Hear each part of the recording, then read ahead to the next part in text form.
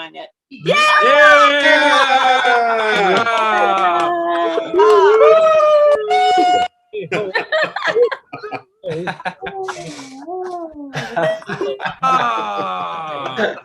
Cheers! Welcome, everyone. Hello, everyone, and welcome to the Playground Experiment Volume 140. I'm David Davila, and I'm currently in Falfurrias, Texas, which is the ancestral borderlands of the Coahuiltecan and Karankawa people. Tonight, we have artists participating from a range of places all over the country, all over the world, and you can see several of them right now holding up the names of the indigenous people whose ancestral lands they are currently on. We at the PGE, that stands for Playground Experiment, acknowledge that wherever we are in this country, we are occupying stolen land, and we honor and respect the indigenous people that once lived there, as well as the indigenous people who continue to live here and contribute to our society, which, side note reminder, that includes most Latinx people who are also indigenous. We at the PGE strive to be an inclusive organization for all theater artists, and with that, I'd like to invite everyone else who is participating tonight to turn on their cameras on, say hello, and please welcome to the virtual stage, drumroll please, our founder and artistic director, Mike Lasser, everyone! Bravo! Bravo! See all of you, everybody out there in YouTube land. Thank you to our host tonight of the evening, David Davila. Let's give a huge thank you to David Davila. You are at, if you're watching on the YouTube, you are at our virtual volume 140. For those of you that are new to the Playground Experiment, and this is your first time watching one of our volumes, our volume is our flagship program. We're six amazing writers bringing in works in process. It is not as completed, it is not done, it is not ready for review. It is work that is in process, meaning that it needs to be heard by beautiful, brilliant, amazing actors. So why not use the PGE casting pool? Give it up for our brilliant PGE casting pool tonight, who will be working on and reading these 6 scenes tonight, 15 minutes each. We will have a little dance party in between. Feel free to join us in our dance party. And for those of you that are out in the YouTube land, we have the amazing Taylor Mitchell, who will be our moderator on YouTube tonight, chit-chatting with you and talking with you. Feel free to let him know and let our writers know that you are enjoying their work and that you're laughing and enjoying or crying and clutching whatever you need to clutch, because these scenes are so heartfelt. That being said, tonight we have two awesome stage directions readers. We have Umbrea Gray and Jackie. I don't want to say your name wrong, Jackie. How do I say it? Segi tonight reading stage directions. And I'm going to ask our actors to do their first bit of stage direction and disappear, leaving just our writers and our hosts tonight. The actors turned off their cameras and left Mike alone on screen. And I will now disappear and give it up for David Davila and our writers. Hi! Oh my gosh! First of all, I love all of these writers. I'm so excited to be here with. Look at you all. Look at you. What a good bunch of writers we got here tonight. Y'all are in for a treat. So am I, which is, if I'm being really selfish here, the reason I'm here is to hear all their marvelous work. This is really exciting. I can't wait to see what all of you come up with. So at this time, we are going to commence the evening's events. And I am going to ask most of the writers to leave, except for our first writer, Erin. Erin, darling. David, darling, I'm good. I'm tired. Teaching on Zoom / in person is hard. How are you doing, hon? Oh my gosh. I'm doing amazing. Thank you for asking. I'm here at Carnegie Hall in this lovely stage. I didn't know Carnegie Hall was in Texas now. They've changed things during the pandemic. Yeah, everything is wherever we want it to be these days. So tell me about your piece and your actors. Where are your actors here? My beautiful actors, come forth. I summon you. I summon you. Look how that works. Isn't it amazing? It's amazing. A writer says something and then the actor does and then it happens. It's like when you type it on the page. I'm happily using up this time because I'm going to tell y'all nothing about this piece other than the character names because it is a 15-minute play. Hopefully it'll get shorter, but everything you know should be in the script. So we have the amazing Liz playing Gray, Michelle playing Ari, Joy playing Hannah, and David Michael Kirby reading stage directions. You all are amazing, and yes, you all are in a treat with this amazing cast. So I turn it over to them. Fabulous. Take it away.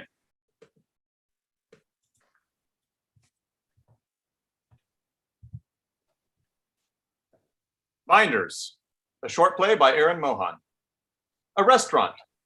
There is a noise of a restaurant at brunch on the weekend at 1 p.m. So a lot of noise, glasses clinking, orders being taken, walking around, hugs and kisses, if they have sounds from this far away, and more than slightly drunk friends talking too loudly with joyous slurred speech.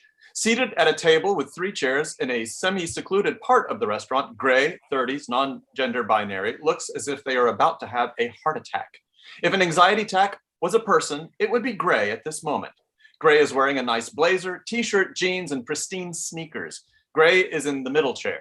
To one of their sides is Ari, 30s, female identifying. If Valium was a person, it would be Ari. She just exudes calm, not that she looks or acts high. She looks adorable in a vintage but still somehow modern dress and comfortable shoes that still manage to match the dress. It's going to be fine. You don't know that. Take a deep breath. Why are you saying that? Because it looks like you're going to vibrate out of existence. I do not. I need What? coffee, No. mimosa. It will be fine. You don't know my mother and your thing. Thing? You know, your Gray gestures to their wrist like they're wearing a watch. This? Ari holds up one of her wrists to reveal that what appears to be a smartwatch on steroids. yes. It's fine. It was malfunctioning earlier. And I fixed it. It is going to be fine. If you say fine one more time, I really will vibrate out of existence. I'm prepared. I read the binder. Ari pulls out a very large binder from her purse. You brought it. Yes, I reviewed it on the way here. Didn't memorize it. Look, deep breath. If it makes you feel any better, I could try some mind control. Gray laughs incredibly awkward. Wait, no, please don't even joke about that. I thought it would lighten the mood. No jokes. Page 35. You were serious? Okay, no jokes. Besides, we're 30 minutes early. Plenty of time to calm down, maybe have a drink, and just take Oh, they're already here? No. Is that? Oh, I don't want to be a bother. I can find them myself. I think I see them. The binder, hide the binder. Gray is crazy frantic at this point. Ari is not fast enough, and Gray grabs the binder and throws it under the table just in time as Hannah, late 50s, early 60s, walks up. She is dressed impeccably. Think Coco Chanel on a budget, but doesn't look like it was a budget. She's also wearing a beautiful, if inappropriate, for the indoors, hat and large dark sunglasses and a very, very large bag. Not like ridiculous, but just a bag that holds a lot. Baby! Mom, you're early. Oh, honey, you know what I always say. Early is on time. On time is late. Late is unacceptable. Unacceptable. What I think Gray meant to say is hello. So glad to have you here. I'm Ari, she, hers. Ari extends a hand, Hannah looks at it, and then back at Ari. Yes, I know. Mom, Hannah takes a seat and hangs her bag on the back of her chair. Ari takes her hand back, a little taken aback, but unbroken. Great. I'm so glad Gray has. Mom, can I take your hat or glasses? I'm fine. We're inside. I'm aware of that. I prefer to keep them on. It's just, It's a lovely hat. Mm-hmm. Excuse me? Nothing. This place is great. Gray says that you're a fan of brunch. They have awesome omelets and their sangria bar. yes, the sangria bar. Did you know there could be so many kinds of sangria? I didn't. Yes, Oh, well, Gray just said that you. I'm sure Grace said a lot of things. Mom, What? I'm just making conversation. with one word answers and cryptic? I can't think of a better word, but jabs. I'm going with cryptic jabs. It's fine. It's fine. Should we order? Or talk about, I read in the news that they're building a new park. It's part of the initiative to bring more green spaces to parts of the city that haven't. Yes, I saw that article. And you're a part of that. Gray, I mean, I'm really trying not to say Gray said, but Gray mentioned that you are very active, that you campaign for the environment and improving the city and. Yes, Yes, I did help with that initiative. that's great. Yes, What was, I mean, I don't know what to ask. I think the whole process is so fascinating. I'm sure you do. Excuse me? I'm sure you want to know all about my work with the government. I'm just trying to get to know you. I thought that was the point of the brunch. Yes, and shouldn't I be getting to know you too? Yeah, yes. What would you? Mom, Ari is just being polite, and you love talking about your park crusade. With some people. Mom, I don't know what you mean. you're being rude. Am I? What is going on? I get it. Oh, you do? I've seen this before. It's okay. I'll just go. Ari stands to leave. What? It's clear your mom isn't ready. I would appreciate it if you wouldn't talk as if I wasn't here. Okay, fine. Gray has the courage to introduce you to their partner, who identifies as female, and you can't handle it, which is bullshit if you ask me. They have the courage to come out to you as their true self, and now they want to share this big part of their life with you, our relationship and me, and you can't handle it, which, whatever, that's on you, lady, because your child is amazing, and I'm pretty goddamn spectacular. So whatever your problem is, you need to work it out because Gray and I love each other, and you need to make peace with that. Or not, whatever. Again, your problem. Gray, I'm gonna see you later. Ari, don't.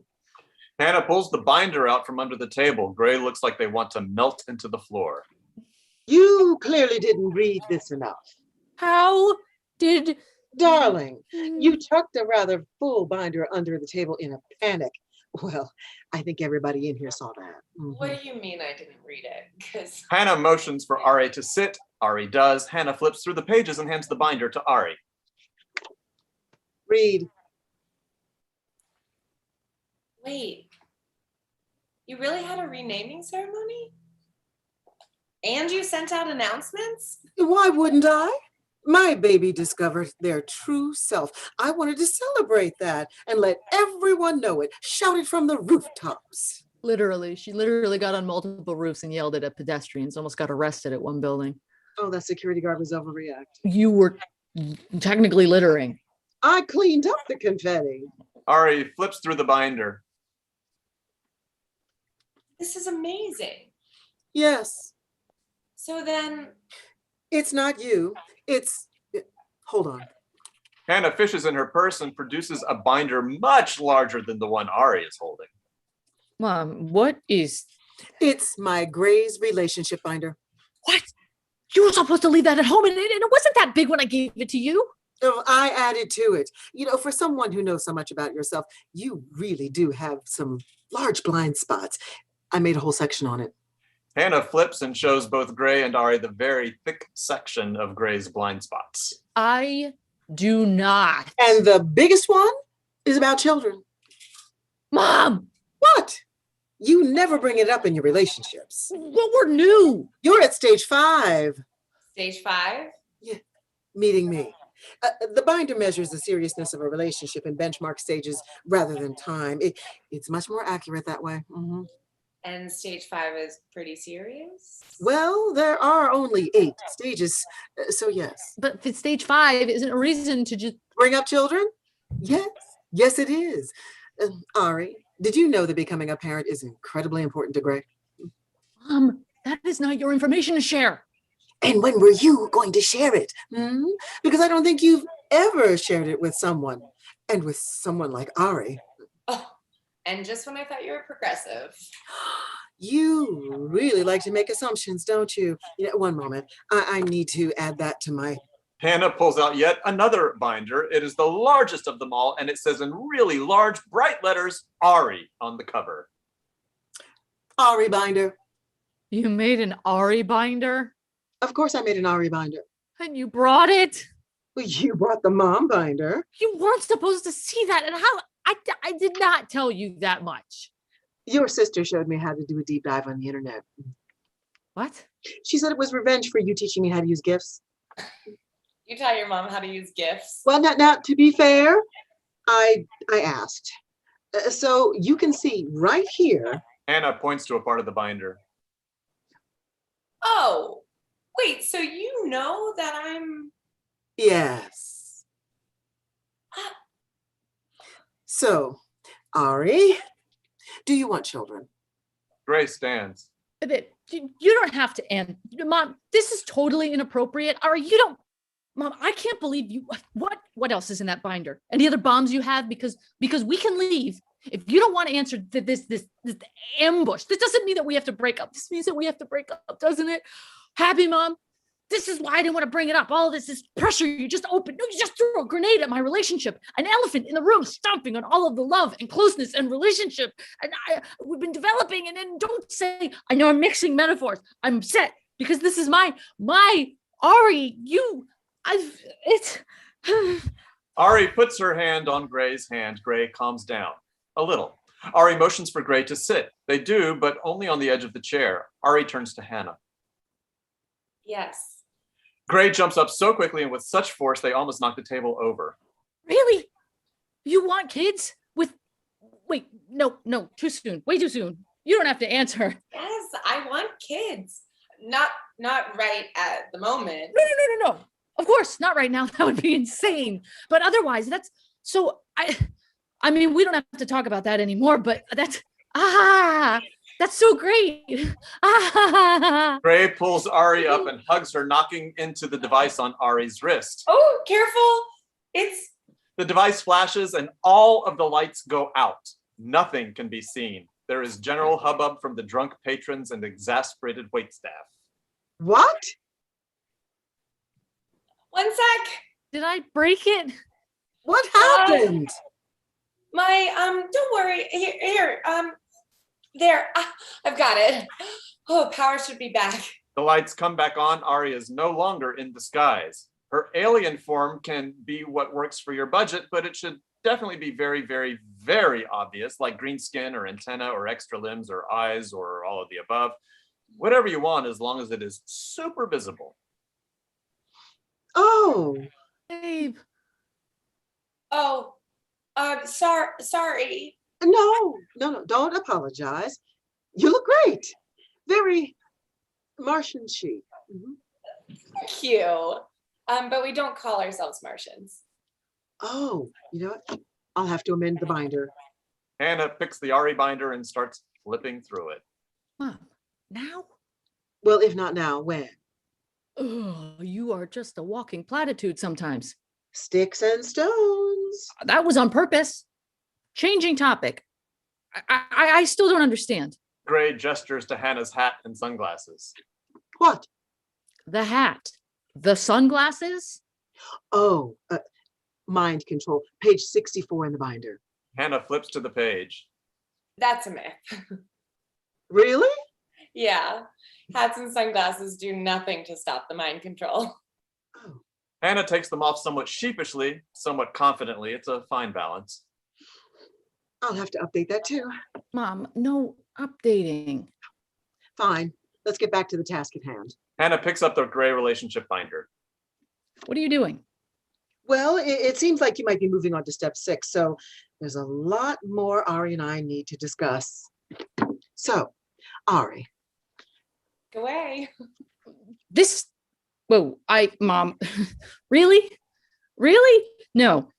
And you're okay with this? That's betrayal. And I can't stop this, can I? Hannah and Ari shake their heads with sly smiles on their faces. Gray looks defeated. Sangria. I need sangria. All of the sangria right now. Waiter. Gray tries to flag down the waiter as Hannah shows Ari some parts of the relationship binder. As Hannah and Ari think Gray is trying to get a waiter, they don't see it coming when Gray grabs the binder and runs out of the restaurant. Gray 1. Awkward conversations 0. Gray, this is not how I raised you. Yes, it is. Hannah and Ari look at each other and then run out after Gray. Blackout. End of play. Thank you, guys. Thank you, fabulous cast. Thank you, David, for reading stage directions. Thank you guys for the comments in the chat. I will respond eventually when I'm not gray anymore. I'm gonna panic.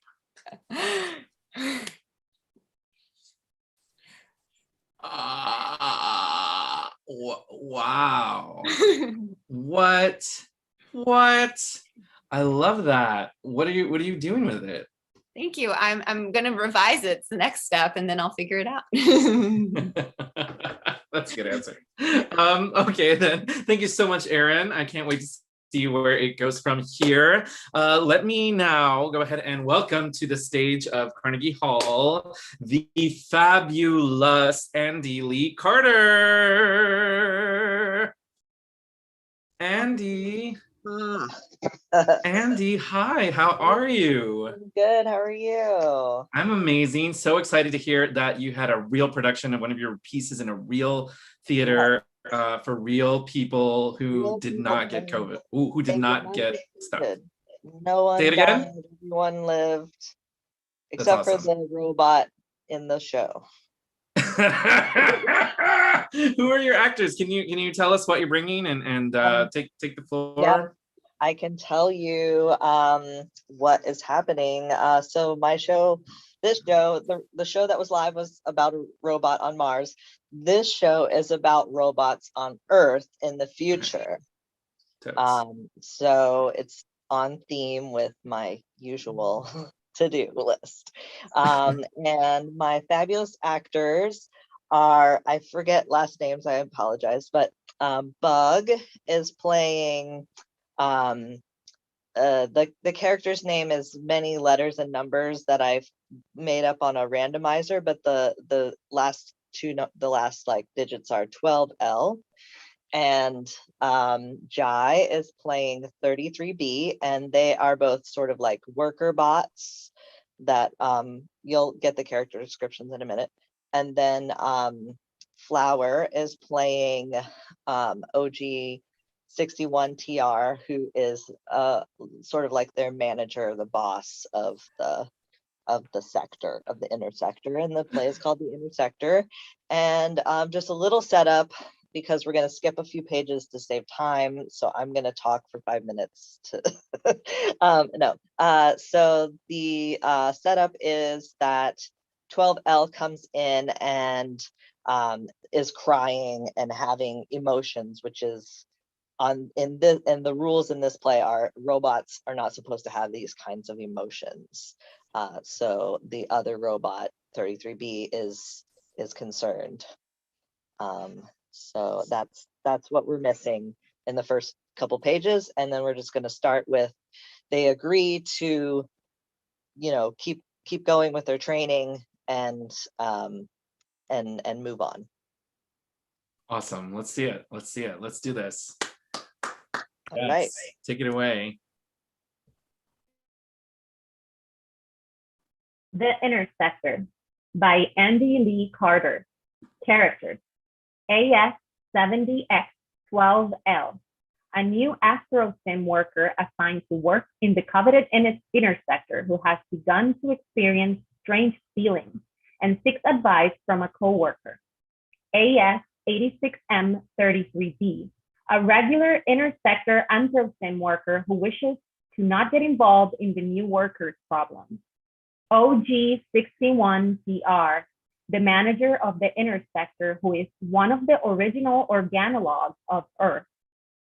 Setting, Earth, 3021, about 1,000 years post-humanity.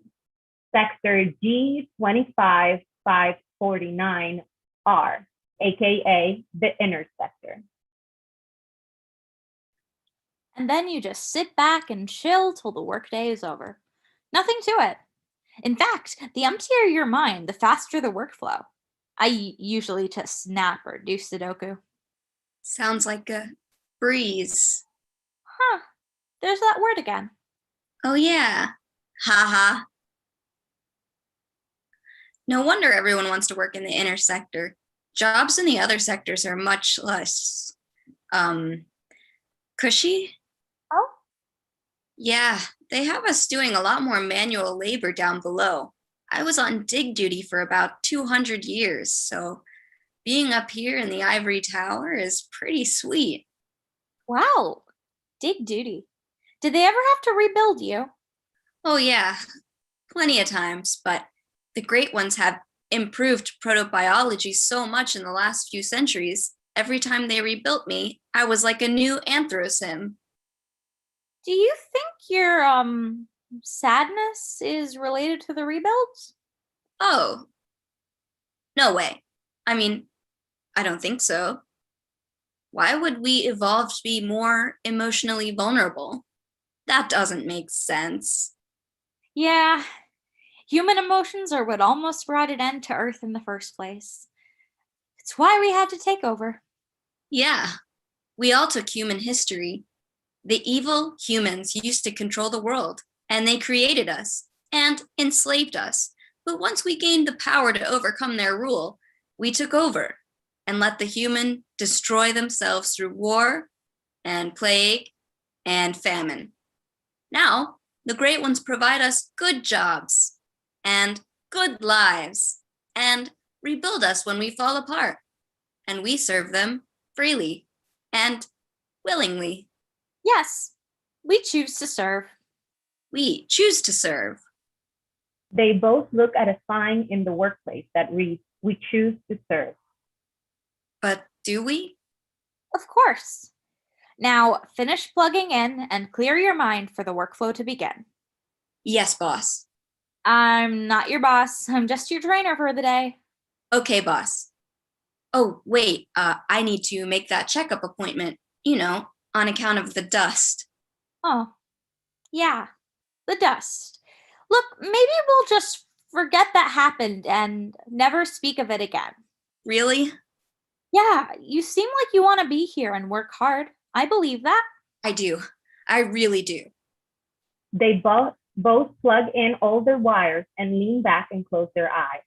33B takes a deep breath and sighs as if he feels a nice breeze. Do you think maybe there's a place for us in this other Earth you saw? I don't know, but I'd like to find out. Suddenly, two Cyved security robots enter and approach 12L. 33B looks down. Oh, crap. What's going on? The Cyved beep and sees 12L as they unplug Steam from the console. 33B, help! I'm sorry, I tried to cancel the order, but I didn't know how. You reported me? I had to.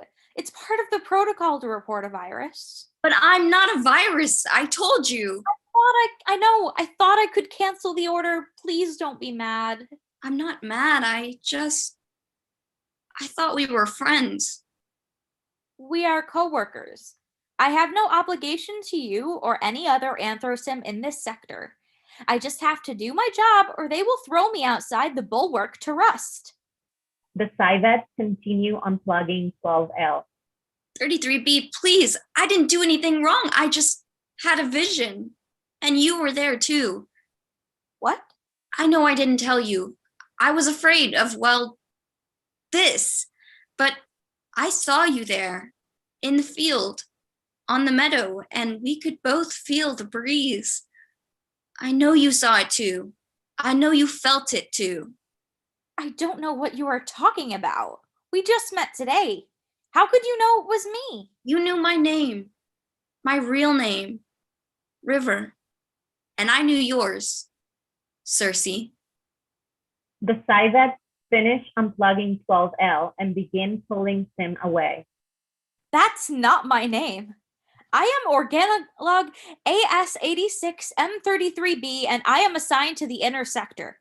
I complete my duties without error or malfunction, and I certainly don't waste my time on virus-laden quark bots like you. Cersei. Take Sim away. The Cyvets beat and pull River off stage. Cersei looks up and closes Sim's eyes as if she feels a breeze. Blackout. Scene 2. Lights up on a stark, cold office. One TR sits behind a desk and in front of a wall of screens that seem to monitor activity across the inner sector.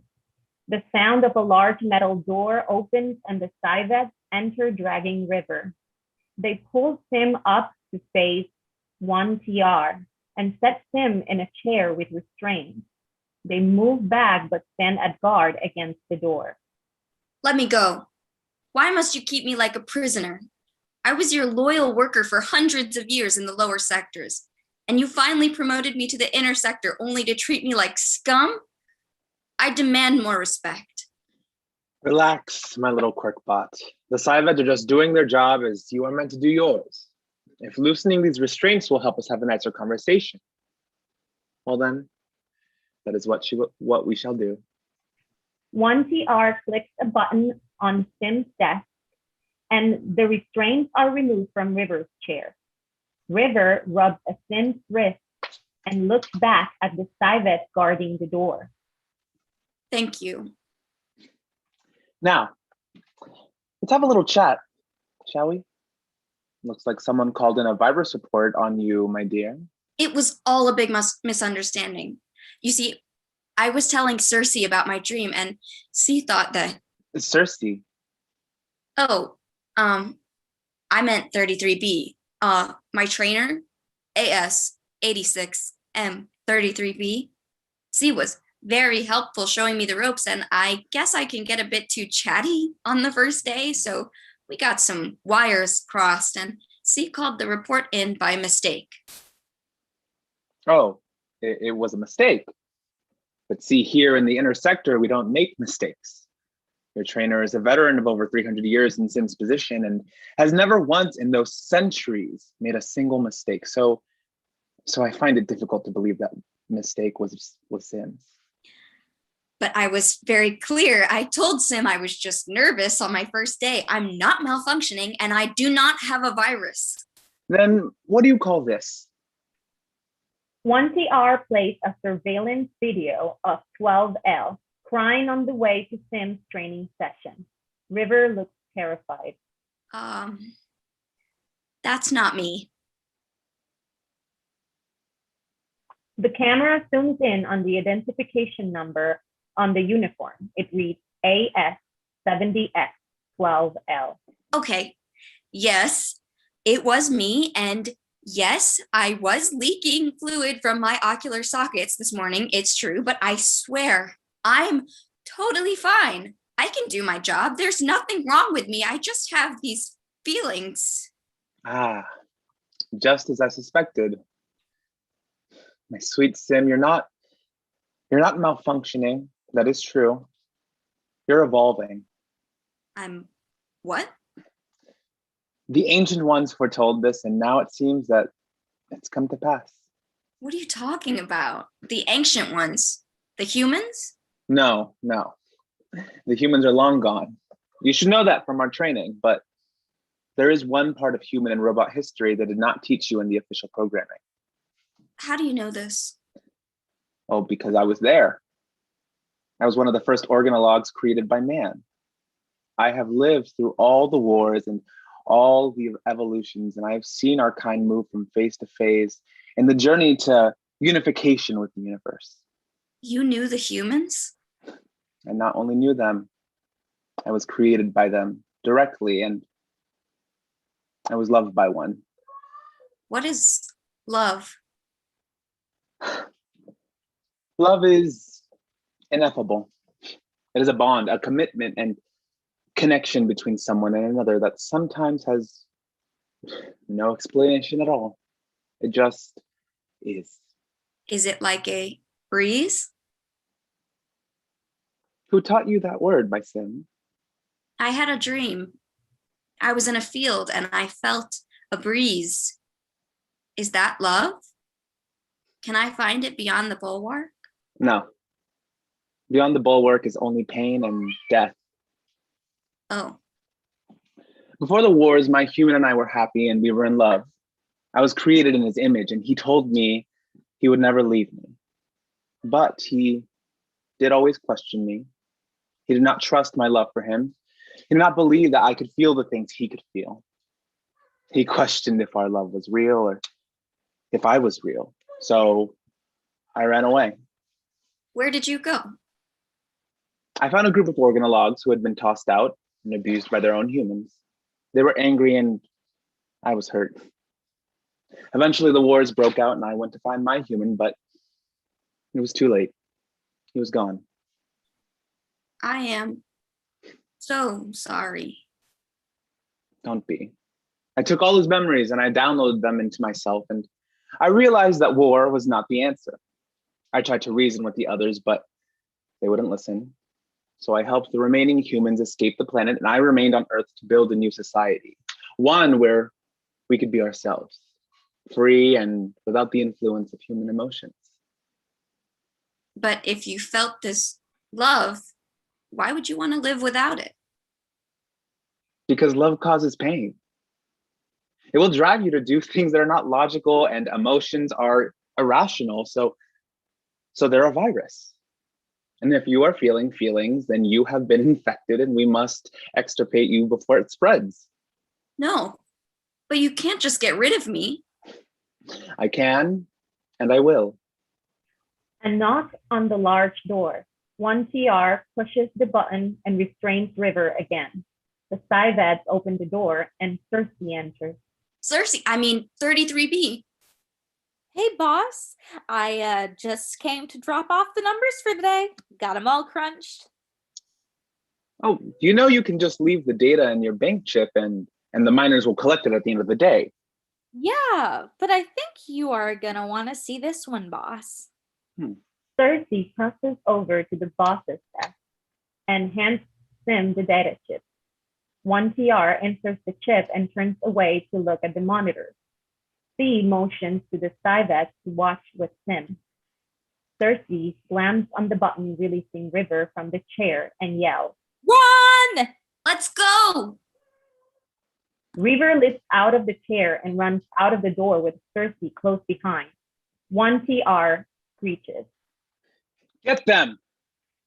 The Cyvets chase Cersei and River off stage as 1TR walks over to the chair and pulls out another data chip.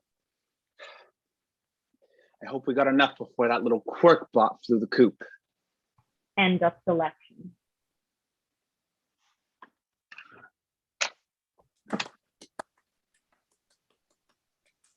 Hey, twist at the end. Yes. Yay. Awesome. Great work, everyone. I'm loving the sci-fi vibe that we're getting tonight. It seems like these themes, they just happen out of nowhere, and I'm living for it, living for sci-fi, because I'm a Trekkie. I'm right. Yes. Thanks, Cindy. Can't wait to see where this goes. And thank you, Jackie, for reading the instructions. My pleasure. Yeah, and stage direction people, you could totally be on camera when we're introducing people, so we can see your pretty faces. Yeah, let me bring in the next person. One of my favorite peeps. His name is Evan Edwards. But whatever you do, don't tell him he's one of my favorite peeps because it will get to his head so quick. How dare you? How dare you? There he is. Hi. Evan, what's going on? Tell us about your piece. Tell us about your actors. Oh, my piece is not sci-fi. I don't believe it. I know I'm breaking away from this. However, my piece is very, according to Julia Botero, is very Hallmark movie, rom-com, Lifetime Channel, Christmas movie, musical. Awesome. We love to see it. He said, I want to make some money. He said, he said he's keeping it short. He's keeping it sweet. He's only having a limited amount of actors. Yeah, we're doing this. Hey, well, let me see these actors. Come on, where are they? On stage, actors. Where are they? Oh my God! Hi. Hello. Hi, David. Hi. Awesome. So we have. Congrats. I'm sorry. I just saw your post. You just got legally. I know, right? Give it up. Congratulations. No, don't talk about it right here. Right. Thank you. Awesome. Thank you. So I need to get you guys caught up because we're already into the play. So okay, you guys need to know some things. Wait, actors, don't go away. Don't go away. I'll so you can wave and say, hey. On stage directions, we have Umbrella. Hi. Hi, Umbrella. Nice to meet you. I don't think we've met. Hi. Awesome. So here we go. This is an unnamed waitress musical. Kate, played by Mary Lauren, is an aspiring Broadway actress who is stuck working as a cater waiter, as you do, with her best friend Val, played by Jason Kerr, who is a dime store psychic. She's also working with feminist lesbian JoJo, played by Julia Botero, and newbie to the industry, Franklin, played by Roy Flores. Newbie to the cater waiter business or the cater waiter business. Okay. Cater waiter business. Bernard, played by Thomas Dieter, is their obnoxious boss. Now, what's happened so far is Kate has run out of a callback for a Broadway show because she needed to get to work for a big charity event at which Giancarlo, a food critic, also played by Roy Flores, and Taylor, a Broadway producer, also played by Thomas, are in attendance. It's before the event. Actors, you may disappear. We're getting ready to start. It's before the event, and Val has just given Kate a tarot card reading, which included the 10 of Swords. Ooh, like X-Men. Yeah, 10 of Swords. Come on, you had to get that sci-fi in there, didn't you? Love it. So, yeah, Val has done a tarot card reading and included the 10 of Swords, and the reading is about how bright Kate's future is. And here we go. Okay, all right.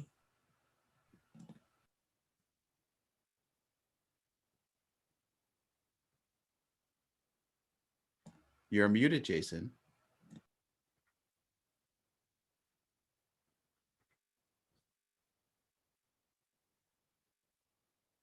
Take two.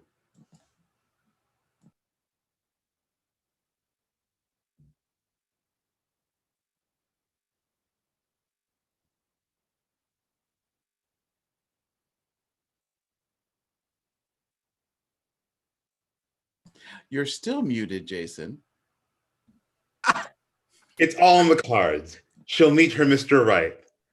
Damn, she is so lucky. I wish that was my card. If you two lovers don't mind, we still have a party to set up for. Yeah, I'm sorry, JoJo. Val was trying to sell me some fantasy story on how everything was going to turn out great. Meanwhile, there are 4 of us working a party for 300. Does that sound great to anyone? Whether you believe it or not, it's all going to come true. Were you using those cards again? I'm not so sure he would approve. He? How do we know it's a he up there? I mean, did he come down and visit you and wave his penis in your face? An omnipotent penis? I could get on my knees for that. No one asked you, sissy boy. Can't we just all get along and get to work? People! Our boy Wander is right. We have guests soon, and this place is nowhere near ready. So get the lead out! Franklin and Val each wheel out a flat with half an arch attached. To stage right, arranging it so that the arch is complete and angled to the audience. Jojo brings the stainless steel counter from the kitchen and places it in the archway. Kate, now in her waiter garb, brings a tablecloth to cover it, a box of hangers, and coat check tickets. I found myself. I found myself. I found myself serving food to the masses. Some of them nice. Some of the masses. It's not so bad. As I'm bringing the cash in, I fill the trough. And I do it with passion. We have guests, people! Already? The party doesn't start for another 45 minutes. They never seem to understand that we have to set up the entire place before they get here. So they get here whenever they want. So rude. Look alive, people! Kate, stay here on coat check. Ugh, I found myself serving crap to the asses. Bringing them drinks. Giving them hashes. Every night, a brand new group. All of them acting like they've never seen food. I found myself. Jojo, Val, and Franklin get cardboard cutouts of guests. They stand them up in a line at coat check. John and Jane are getting married. St. Jude is raising money for charity. All the events could join in my brain. Bar mitzvah, birthday, corporate lunch. They're all the same. They're all the same. Come on, people, I am not your babysitter. Get to work! Oh, I found myself. I found myself. I found myself. Jojo and Val continue singing I Find Myself Under the Scene. Franklin and Bernard enter as Giancarlo and Taylor, respectively. They bring in cardboard guests with them, then go to the coat check. Hello, may I check your coat? Thank you. He hands over a coat, a bag, a hat, a scarf, and a briefcase. Do you know where I can find Bernard? I'm gonna need some help. He's around here somewhere. Hey, may I take your... Val stares at Giancarlo, who waits for him to finish, but he doesn't. Move, Val. I've got this. You take care of this guy over there. Val and Kate switch places. I'm so sorry. He's usually not... Who am I kidding? He's always like that. Thank you. Kate finishes and exits to the back of coat check. I'll see you inside. Excuse me, but who is that woman who was helping me? She looks familiar. It's the tux. We all look the same in it. I found myself. I found myself. I found myself. Let's go, people! Cocktails and hors d'oeuvres. Move it! Val and Franklin move the flats to center stage side by side with the arches on the outside. Jojo removes the table. They all move guests. I found myself. I found myself. I found myself. I'm learning tricks like the art of ignoring. Someone yells, waiter, as I breeze through the ballroom.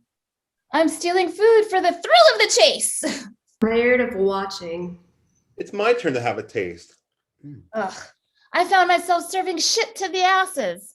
Cleaning their messes. Filling their glasses. When it's real bad, I go hide in the bathroom. And eat the steak that I just wrapped in the napkin. Val, Kate, and Jojo all grab trays from behind the wall and pass food to the guests, weaving around them. I found myself. I found myself.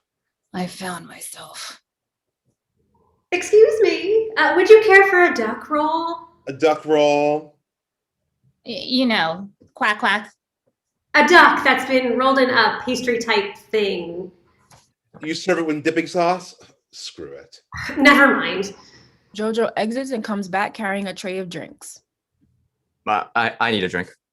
Of course, sir. Here you are. Enjoy. Thanks for coming with me. I hate going to these things by myself. Sure, that's what best friends are for.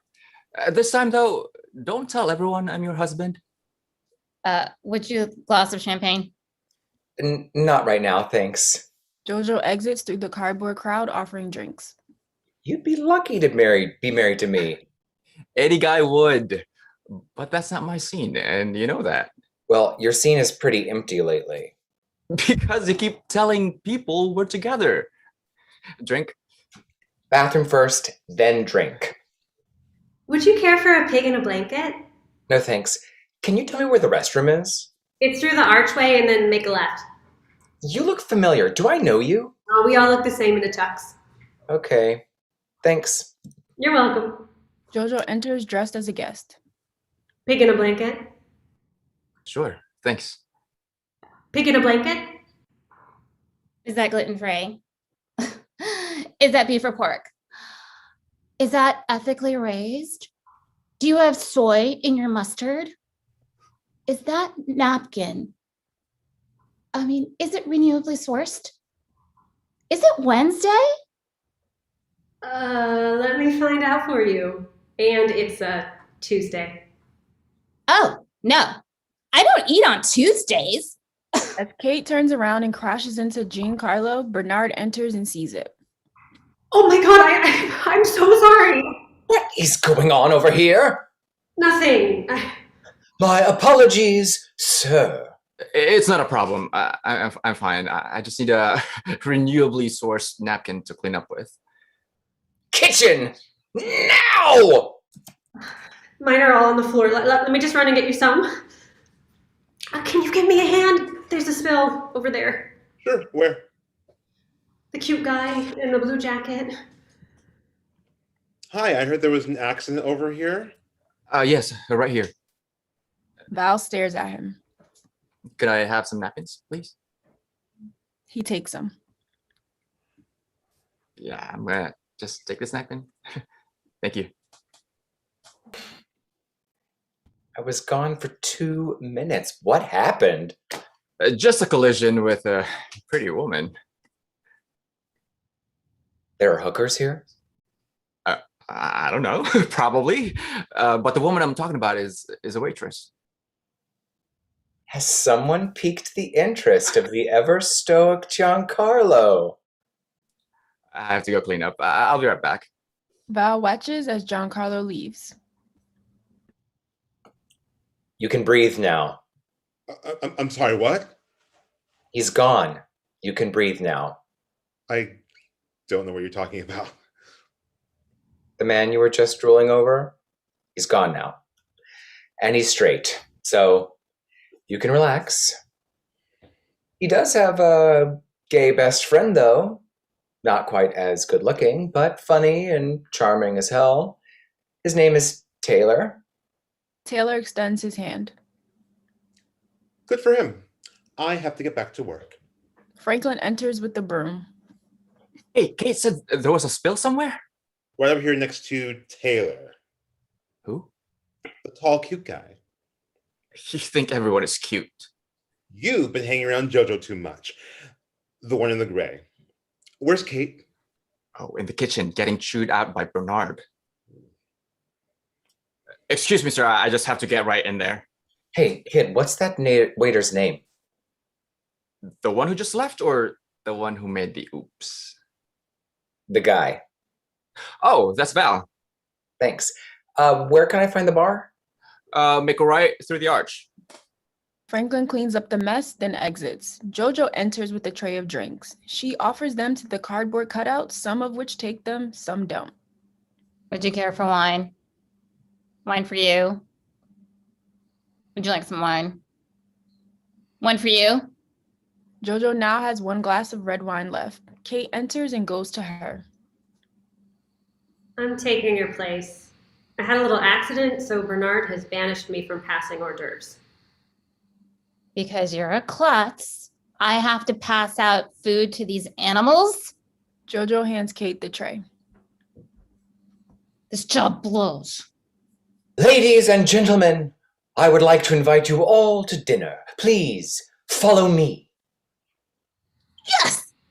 Saved by the frickin' bell. Kate, get rid of that tray and get to your table. Bernard grabs some cardboard guests and takes them off stage. Sure, Bernard, no problem. Kate turns around and runs right into Giancarlo, spilling the last glass of wine all over him. Oh my gosh, I am so sorry. We have to stop meeting like this. I'm Giancarlo. Stay right here. Let me get something to just clean this up. Jojo and Val enter and begin escorting the cardboard guests off stage. Val, can you give me a hand? I spilled some wine. Sorry, hon. Bernard said to get these guests. The Cupid strikes when red wine is being wiped from my shirt by a girl I don't know. I'm not a lucky man in love, though I think I'm quite a catch. It's hard to meet your mate swiping right on an app. In a city of missed connections, love has slapped me in the face. She's standing right before me. I don't even know her name. Her name is Kate. She's standing right before me. I don't even know her name. Her name is Kate. I am in love. Oh God, it's true. With just one look, I kinda knew. Oh, pretty one, come back to me. Come and make my dreams come true. Come rescue me. The way she touched me tenderly, dabbing gently at the stain, ruined my shirt and stole my heart. I'll have to play this one smart. Drink. I'll switch to champagne. I am in love. Oh God, it's true. With just one look, I kind of knew. Oh, pretty one, come back to me. Come and make my dreams come true. Come, rescue me.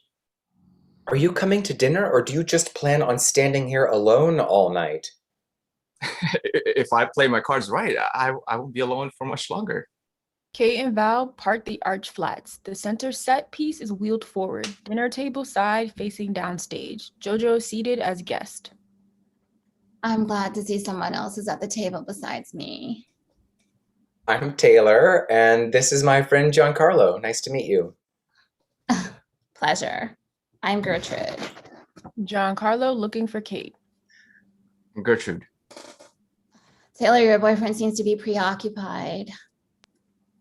Again, Taylor, I'm not his boyfriend. I'm straight. I'm actually looking for a woman I met here tonight. Oh, lovely. Is she joining us? Probably not. Val and Kate enter with wine bottles to pour wine for the guests. Giancarlo doesn't see Kate. Well, if no one else is at the table, I'll have the waiter remove the place settings. Kate goes to pour wine to Taylor, Val to Giancarlo. Take the extra place settings. Did you hear me? Waiter! She grabs Kate's arm, making her spill the wine all over the table and Taylor. Oh, Jesus, again? What is up with this place? I'll go get some wine and some club soda. I'm so sorry this keeps happening. Here, let me help. No, I'm sorry. That was rude. Everyone has an off day. It's not like you stuck 10 knives in my back. Val notices Taylor for the first time. That's really considerate. Most guests would be howling how their night was ruined and screaming to the manager. Well, those of us who do live theater are used to the unforeseen things that happen, and we deal with them graciously. Hey, my bestie does theater, although she can't get a break and she's ready to quit.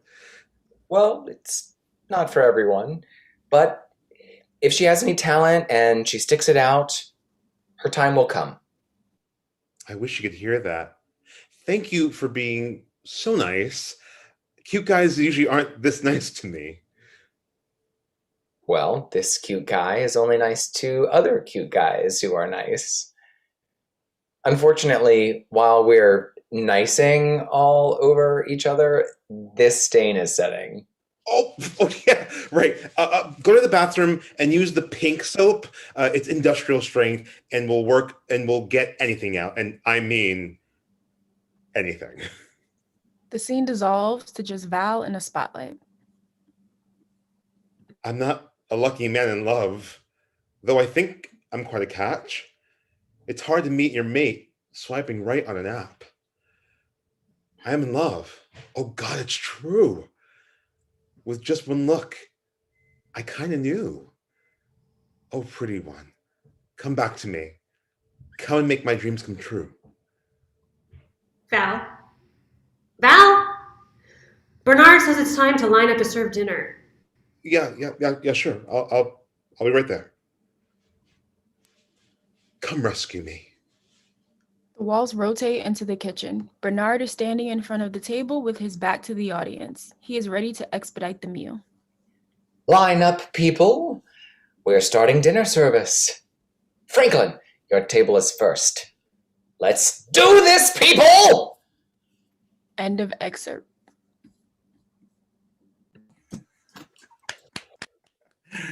Bravo, bravo. Oh my Ah, God, yes. that was awesome. Thank you guys. That was so awesome. And just to let you know, again, this is a musical. And my friend and composer, Janine Tirana, who's watching. Hi, Janine. She is finishing up the music as we speak. Wow, as we speak. Yeah. Wow, that's impressive. Fabulous work, everyone. Fabulous. Keep working, keep writing. Love to see where this goes. And at this time, I would love to welcome all of the actors back into the main room of Carnegie Hall so that we can do a little dancing. I mean, am I right? Am I right? Are we gonna dance or what?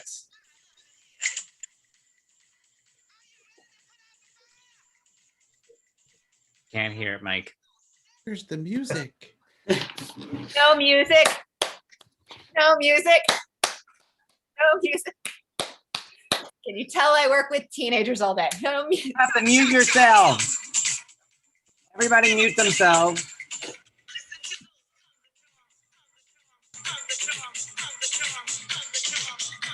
No? Are you all muted? It was good for a second before you turn it back off. Yeah, you gotta hold it up to the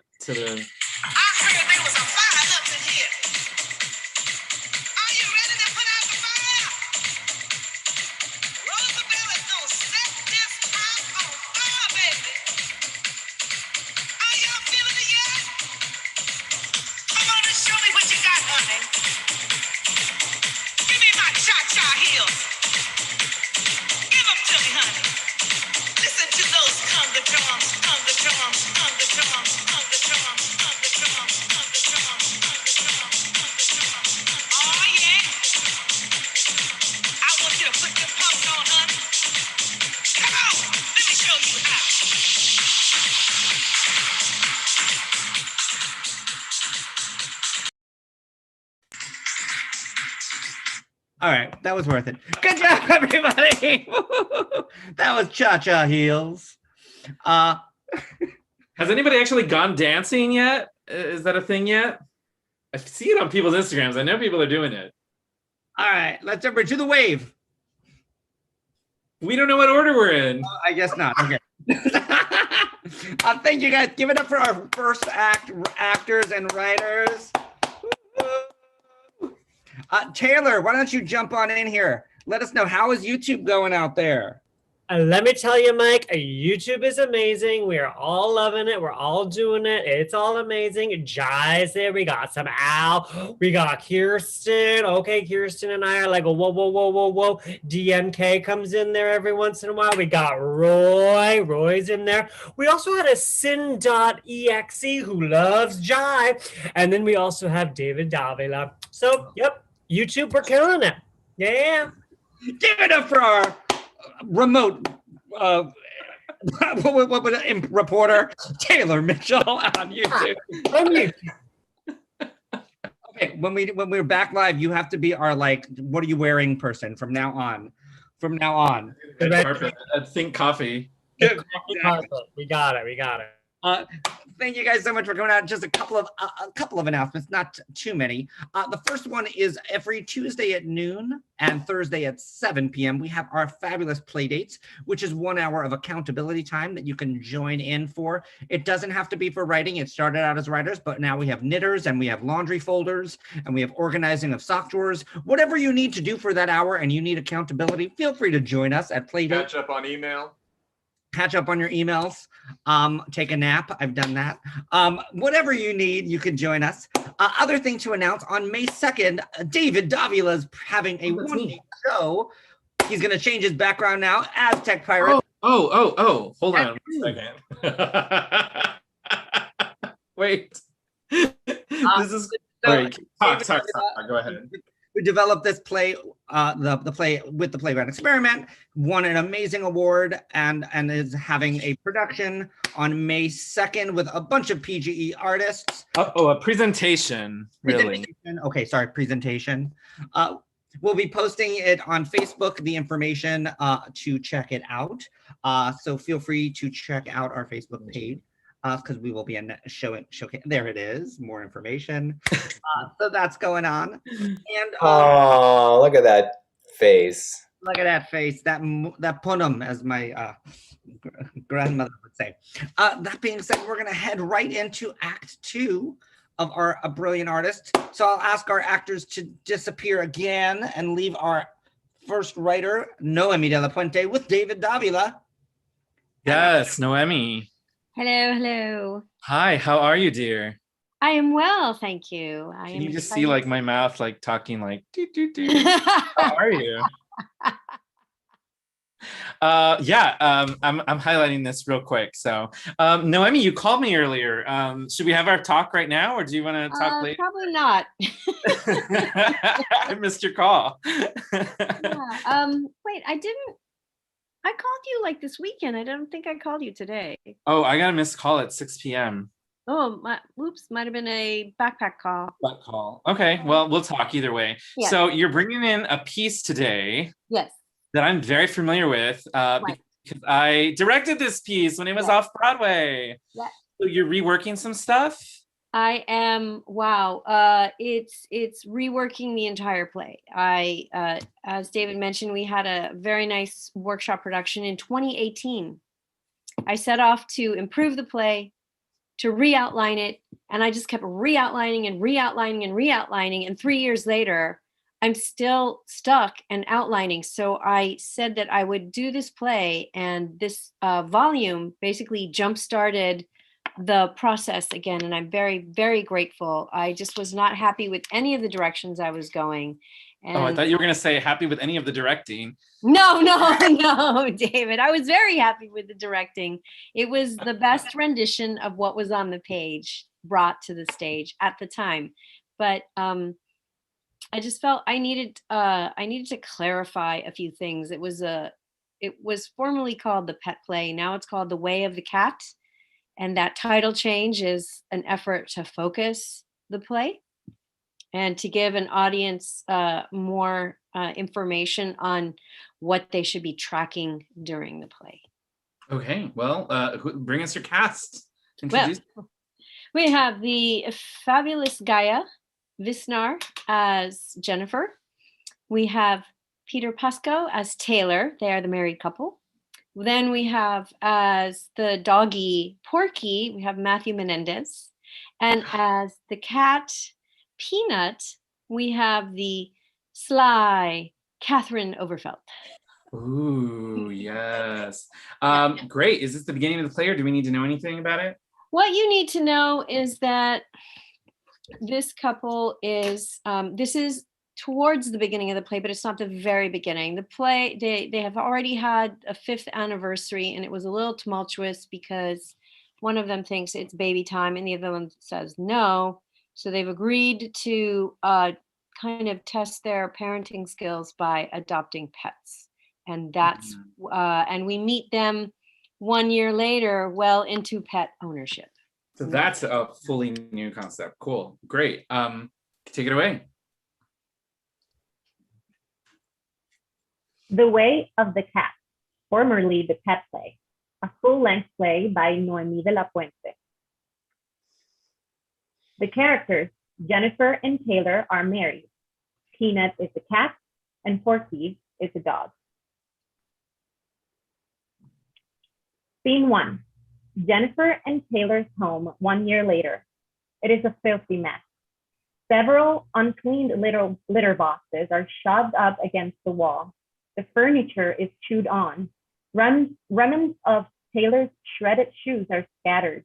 Porky and Peanut are busy urinating on various areas of the living room as they mark out their territory.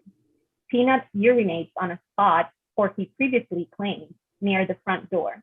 This sparks a literal pissing match. How dare you! How dare you! I was here first. They don't like you. What do you know, you blithering idiot? I know. I heard that he wants to kill you. I'll scratch his eyes out. She will defend me. She loves me more than you. I don't love you at all. No, I mean she loves me more than you. Patently untrue. They were talking about you last night. Of course, they always talk about me. No, but this time it was bad. If they have a baby, you have to go because of your litter boxes. I'm not concerned. You should be. Stop trying to fearmonger. You are a bad liar. The Alpha is going to kick you out. The Alpha is going to kick you out and keep me on the pedestal. Or the windowsill. I love windowsill. Oh, you're going to be on the street soon when she... When she what? Has a baby in her tummy? You moron, don't you see? She has no intention of procreating with that fool. What is procreating? I find you vexing. Be gone! Peanut hisses at Porky and he retreats far away. You're not a good pack member. I don't care. My inner cheetah grows weary of your non-stop chattering. Do not, I repeat, do not go near my windowsill. But they're here! I hear the car! What? You're right. Peanut jumps to the windowsill and peers out the window. Ah, things do not look good for you, my friend. The storm approaches. Jennifer and Taylor enter shouting at each other. This place is a dump. You can't seriously expect. Honey, please. Oh, don't you, honey me, grow up. Can we discuss this like adults? When you start acting like one. Who provides for this family? Oh, don't start with that I earn more money than you shit. I work too. Yeah, but... Don't hide behind your salary, behind your income potential. Just because I work in a nonprofit doesn't There's mean no future in it. Oh, don't you ever insult the Art Barn again. It is the oldest cultural institution in the city. If it weren't for the Art Barn... I know. Thousands of children would not know the beauty of Southwestern painting and pottery. So you admit you do care about kids.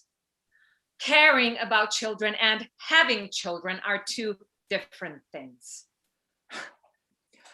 Come here, Porky. Come here, boy. Porky approaches Taylor. That's a good boy. There's a good boy.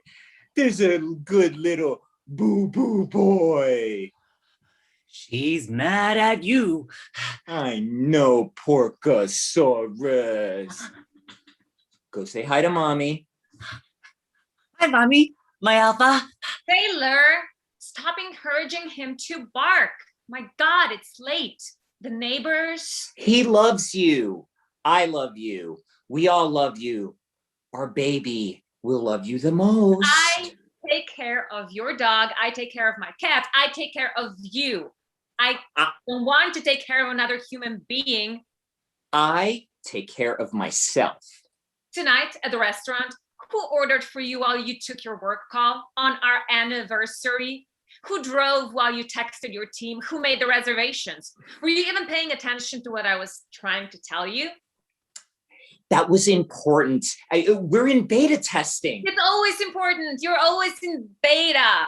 It's always something. It never stops. Well, that's why I get paid the big IT bucks. It pays for this house. Which I clean, which I used to clean until we made our arrangements. Okay, I'm a little behind on that, okay? But that is no reason Oh, to... yes, it is a reason. It is an indicator. It is an indicator of follow through. Our 6th anniversary is follow through? Taking you out to a fancy restaurant is follow through? No, it's love, okay? That's what it is. This living room, yeah, okay, I could use some cleaning, but just because I'm behind doesn't mean that I don't love you. Peanut, my inner cheetah, is detecting deceit. God, I hate it when you talk about your inner cheetah like it's a thing. What the fuck is that all about? He will never understand. You will never understand. It is beyond his comprehension. It is beyond your comprehension. You know, Peanut, every time you meow, I want to strangle you. Taylor! No, that cat has the most makes the most annoying sound. Oh, look who's talking. I'm so sick of Porky whining. Porky is full of love. Peanut is full of dander and shit. And that shit is deadly. Toxoplasmosis. You know as well as I do that a litter box becomes a minefield as soon as you are pregnant. Stop talking about pregnancy like it's some kind of a deadline. It is a deadline. Okay, you only have a certain amount of years. I don't want to be an old dad. I'm the one who takes all the risks, so I don't want to hear your sorry ass complaints about being an old dad. Deal with it if or when it happens. What do you mean if? We agreed. We did not. Yes, we did. You promised. There was nothing in our wedding vows about kids. Yes, there was. No, there wasn't. Yes. No, I wrote them, I should know. You have to cut him to the quick. Peanut, would you like to go for a walk? You can't take her on a walk. Well, yes, I can. I have a leash. I have a service animal vest. I can take her wherever I want. So you would just rather take your cat on a walk than spend the rest of your anniversary evening with your husband? Yes, I would. You don't love me. I don't love the way you expect me to drop everything for you. I don't expect that.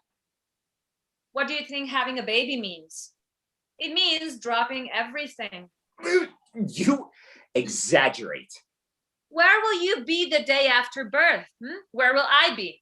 How much blood are you going to spill on that day? How big is your belly going to get? How many men die in childbirth? You don't get it, do you? Okay. That cat has changed you. You were never this selfish. Find your voice, Jennifer. The voice of your inner cheetah. God, that meowing.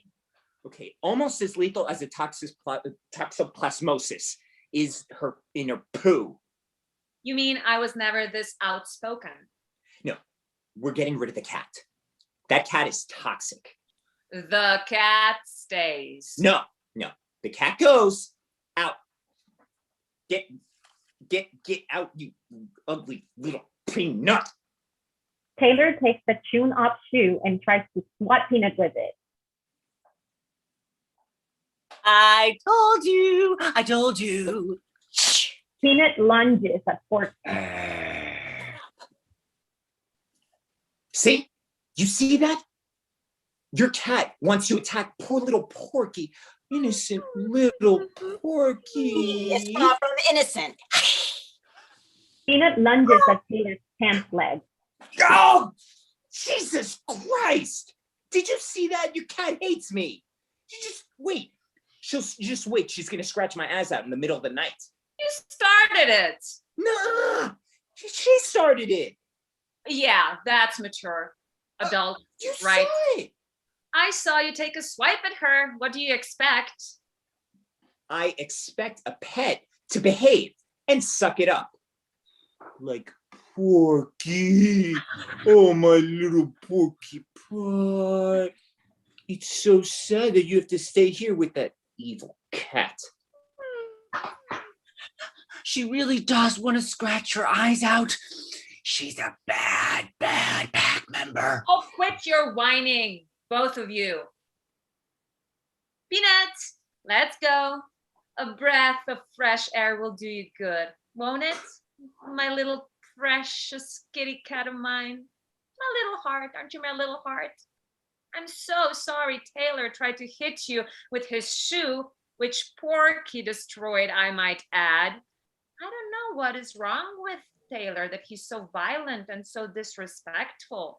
If he took all that energy and channeled it into something productive, like training his dog not to chew up on our shoes, maybe we would get somewhere.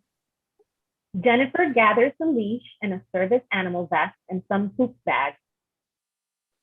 You're not really. Come on. I'm not in the mood. Oh, how can you not be in the mood after such a lovely romantic dinner?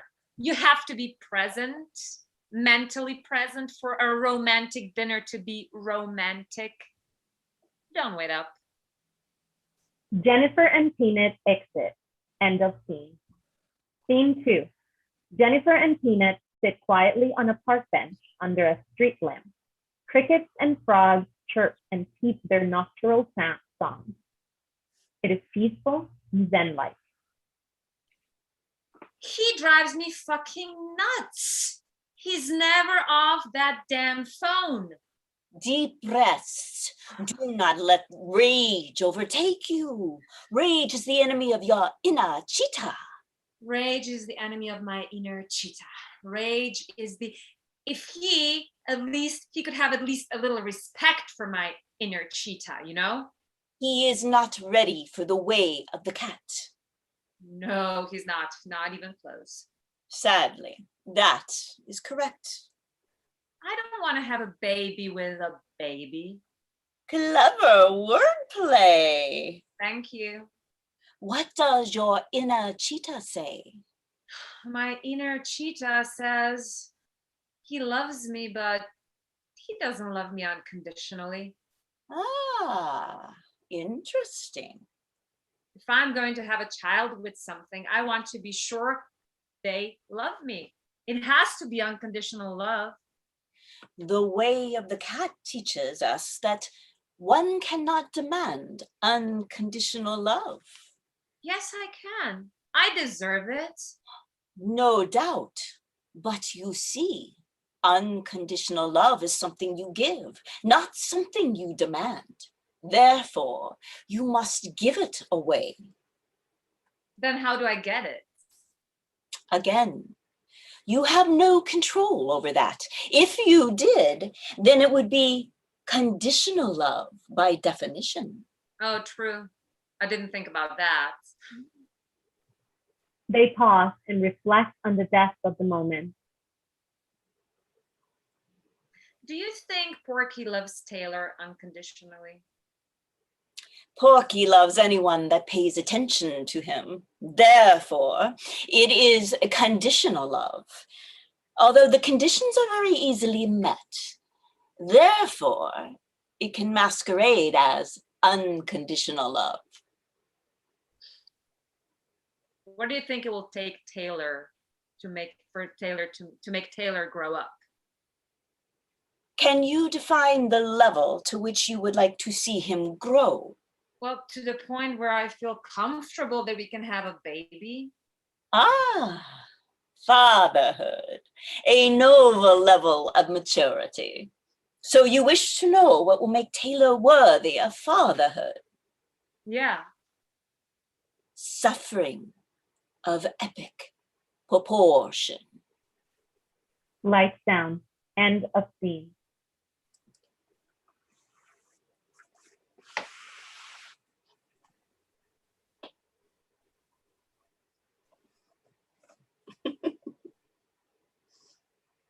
Is that end of excerpt? Is that end of excerpt? Okay. Yes, Sorry. that's really the end. I guess too did once. I didn't want to do it again. Woo! Okay. Wow. Great work. Great work, cast. Fabulous performances all around. Yeah. And I really like the work you're doing now. I remember that was a theme of the play, but now it seems like that's the thesis of the play. That's really strong. I like that. I like that Thank changes. you. Fabulous. Keep working. And your hair looks amazing. Fabulous. Yeah, I dressed up for this.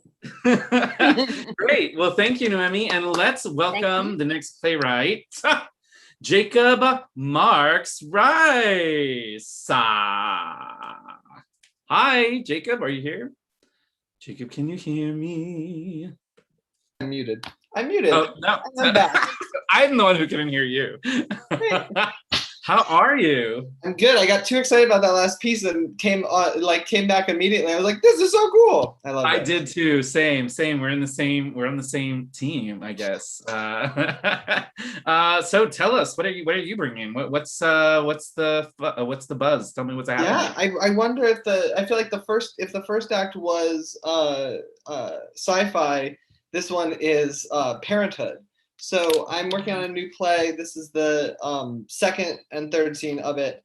And it's so I wrote a synopsis because I'm not good off the cuff. I'm not nearly as good as you off the cuff. Oh, start.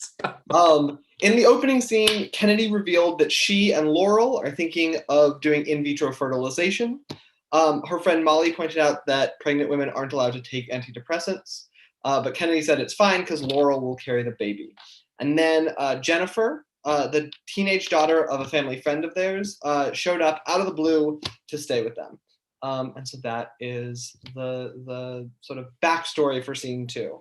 Great, and introduce us to your actors. Yeah, absolutely. My amazing actors are Kennedy is being played by Star Kirkland, Laurel is being played by Catherine Puma, Jennifer is being played by Jessica Chang, and Doctor is being played by Diana Cherkis. Fabulous cast, and great. Take it away. Yeah, and I'll throw it to Umbrea for stage directions.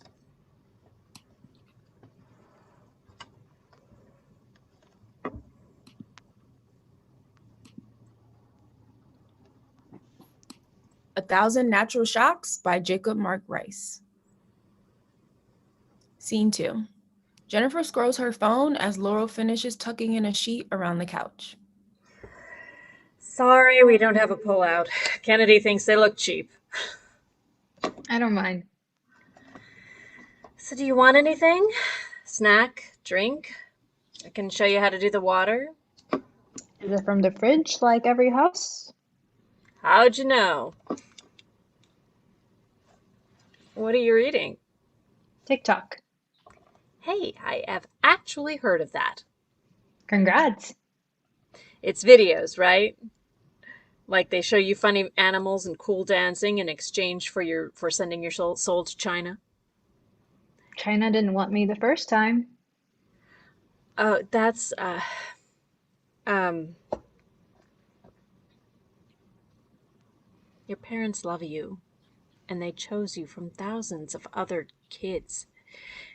Can we not? Totally. I'm terrible at that sort of stuff anyway. But your moms really do love you. I guess.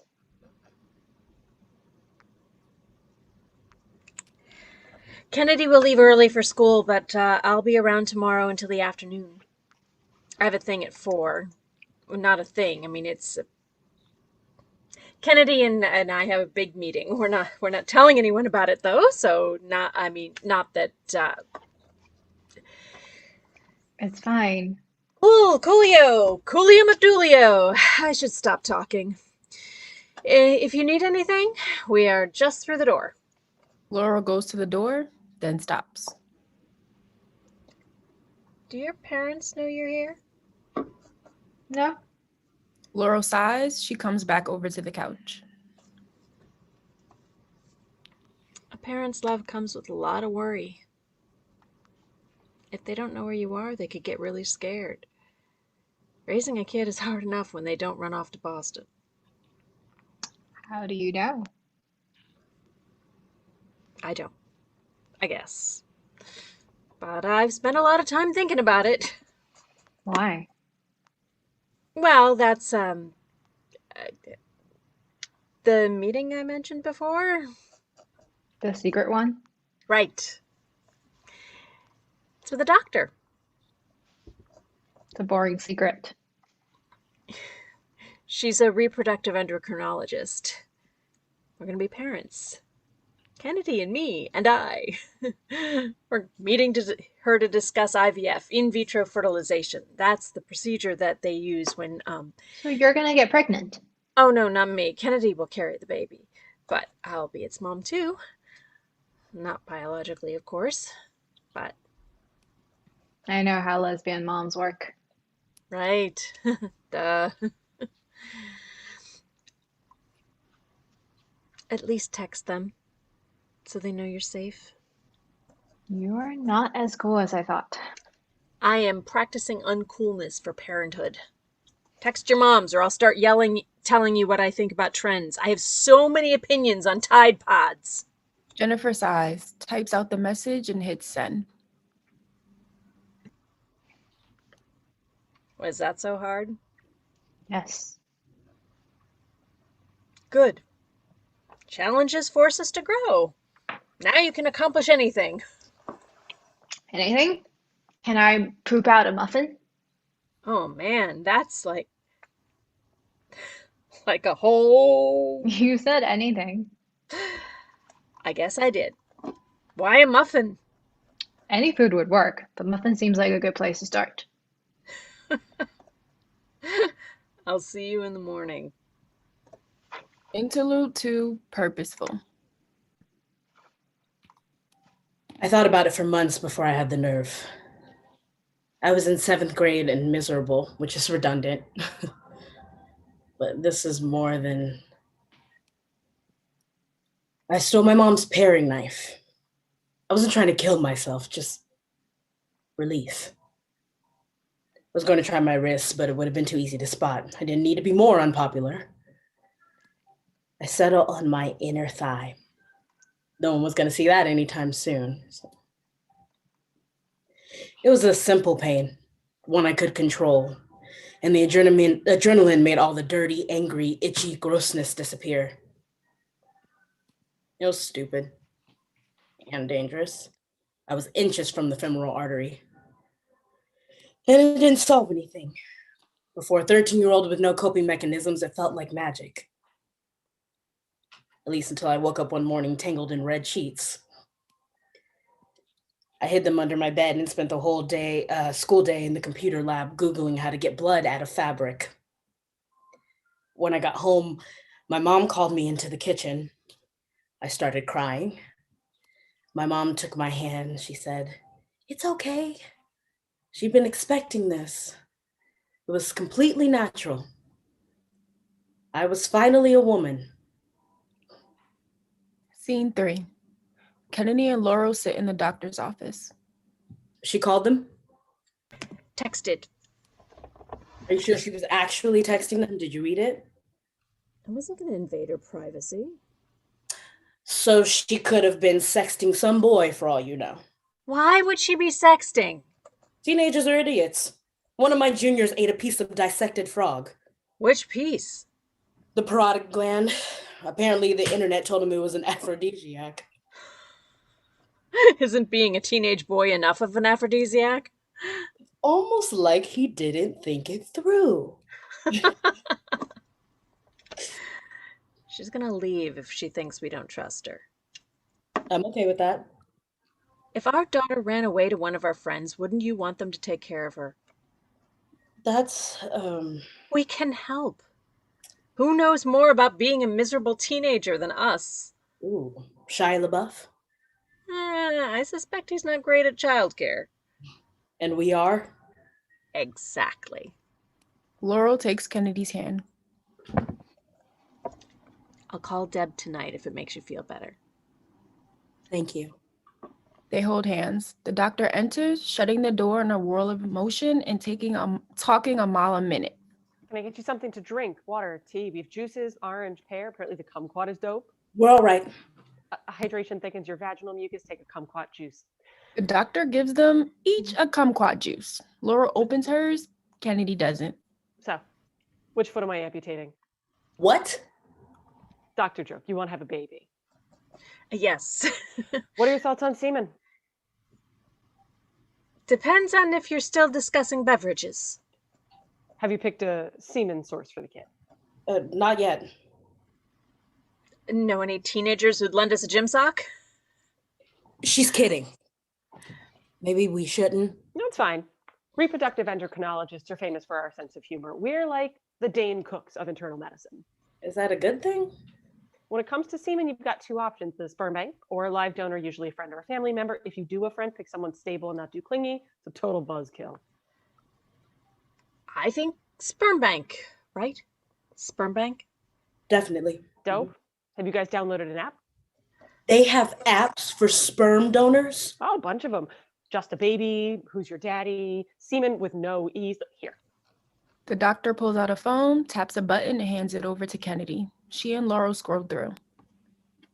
Hair color, medical history. Like spicy food? Yeah, you don't want a wuss baby. What's this number? 900? Oh, that's the price. $900 for jizz? That one's pretty cheap. They range from about $750 to $10,000 or so. Whose semen is worth $10,000? Athletes, geniuses, really, really pretty people. Even 900 seems like a lot. Yeah, since when is 30 seconds with a Playboy worth $900? Nothing's valuable until you need it. Touche. I assume this sperm isn't covered by insurance? None of this is. None. Making a baby is an elective procedure. Of course. Anything straight people don't need must not be that important. Now, insurance is homophobic as fuck, racist and sexist too.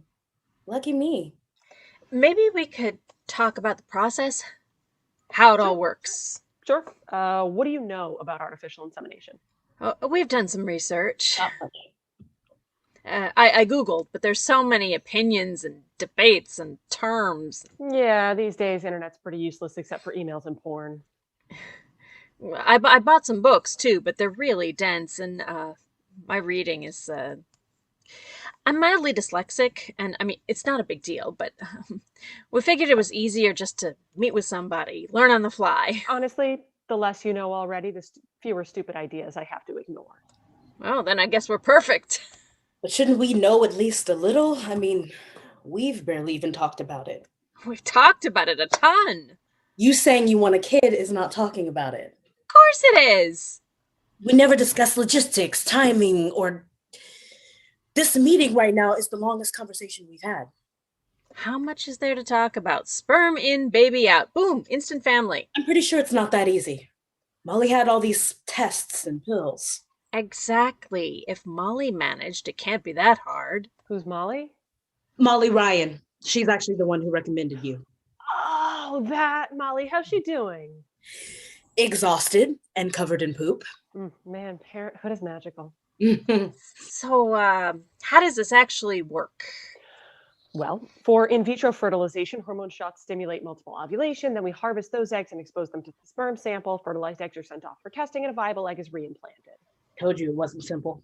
No, IUI is simpler. That's intrauterine insemination. The sperm sample is injected directly during ovulation. Think a turkey baster. Still got to do vitamins and testing, but there are fewer shots and it's a bit cheaper. Do we want to know how much it costs? We'll make it work. Price isn't an issue. IVF is 25 grand. That might be an issue. IUI is about 18, though it gets more expensive if it takes more rounds. Is there a discount on additional rounds? Buy one fetus, get one free. Yeah, no. This isn't... I mean, there's no way we can... No, it's fine. I still have some inheritance left from my dad. 25,000? IUI is only 18. Which we don't have either. Not to mention the actual pregnancy costs. Then I'll get a loan. Or sell a ton of photos. Or become a prostitute. We can figure it out. Maybe we should meet with some other people, shop around. Are you serious? This is just a consultation, remember? A consultation to do the thing. We're here now. Why wait? Because maybe we shouldn't make the biggest decision of our lives after a 10-minute consultation. It's not after a 10-minute consultation. It's after 5 years of dating, 2 years of marriage, a lifetime of dreams, and a 10-minute consultation. Which means we can't afford to really think about this. Talk it through. We have time to be sensible. Well, of course, you're so fucking sensible. Oh, someone has to be the adult here. Having a stick up your ass isn't the only way to be an adult. Maybe you guys should chat and call me in a couple of days. See? Even the doctor thinks we're moving too fast. That's not what she thinks. Tell her that's not what you think. Not my circus, not my monkeys. Look. Okay, I'm sorry. I'm sorry if I know this is scary. But waiting won't make it less scary. It won't make the procedure cheaper. It just makes it longer before we can hold our child in our arms. And yeah, we have a lot to figure out. But we'll figure it out. Together. Because no matter how much we talk, it's not going to change the truth that making a family with you is worth any cost and any time and anything. A moment. Okay. Really? I have a slot for an intro appointment on the 5th. Isn't this an intro appointment? No, this is a consultation, totally different billing procedure. Intro appointments go through injection and testing protocols, plus we do genetic screenings and get you on a visitation schedule. Sounds simple. She takes Laurel's hand, pushing through her misgivings. But we'll figure it out. I love you. Go ahead and schedule us. You're in for the 5th. Before that meeting, you'll want to start checking out semen options, taking a multivitamin, make sure it's got folic acid. That shit is clutch. And I will need some info for the paperwork. Of course. Let's start with the full name of the person who'll be undergoing the procedure. Laurel Harding. Francis. They both instantly realize what has happened and turn to each other. What? What? Interlude 3, psychological. I stopped cutting after the bedsheet incident. And I got my period almost exactly a month later. Lucky me. High school was better than middle school, but I still felt sometimes it wasn't so bad. A dull ache, like a bruise that never quite heals. Other times it was a gaping wound. Parents never noticed, or my teachers. As long as you get good grades, everyone assumes you're okay, but functional and healthy are very different. In college, when I tried to kill myself, I did it the day after midterms. Death was one thing, but getting a B would be a tragedy. Molly was the first person who took me to get my stomach pumped. She was the first person to realize what was happening. The first person not to believe me when I said I was fine. The first person to tell me that life doesn't have to be pain.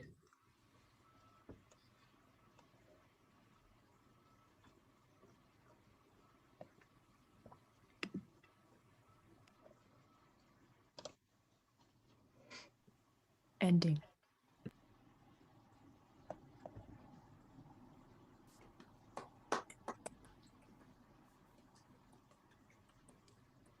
Yay, fabuloso. Wow. Wow, that was great. I love all the awkwardness. I love the miscommunication. I love the plot. I love the characters. Fabulous work. And thank you all so much. Thank you. We're gonna go over schedule, so we got to move on to the next person. So please let me welcome our last writer of the evening, Al Monaco. How are you? Hi, David. Hi. Tell us about your piece and introduce your actors, and we'll. Sure thing. Sure thing. So this is the top of the second act. The piece as a whole is an exploration of mental health in immigrants, specifically my schizophrenic immigrant grandfather. And so the first act really focuses on the last days of his life in a nursing home and his memories. And the second act really focuses on the people in his life in those last days and how his mental health affects them and how we go forward. So we have the superstar rock star Jackie. She's on stage directions. You're amazing. We have Gil as Matt. I have Emma reading for Elizabeth. I have Angeli as Francis. We have Jasmine reading for Megan, and we have David reading for Alphonse. So yay. Thanks, everybody. Yay. Fabulous. Great to see everyone's smiling faces. Yay. Take it away. Keep an Eye on Him, an excerpt by Al Manako. Act 2. Scene 1. Present day. Lights up on a cluttered room. Boxes everywhere. Luggage is left open on the floor with clothes strewn about. Matt, a 30-year-old struggling video game developer, has just moved back home to Buffalo, New York. He sets up a camera and tripod and records the video.